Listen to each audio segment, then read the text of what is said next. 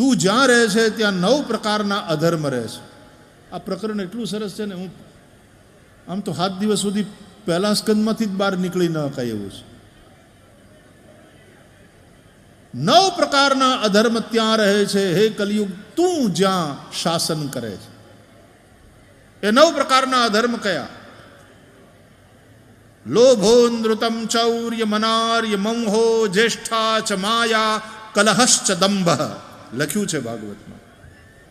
પણ આ 9 વસ્તુ જે રાજ્યમાં જે પ્રજામાં હોય એ પ્રજાની ક્યારેય ઉન્નતિ ન થાય, એ રાષ્ટ્ર ક્યારેય વિકાસ તરફ આગળ ન વધી શકે. એટલા માટે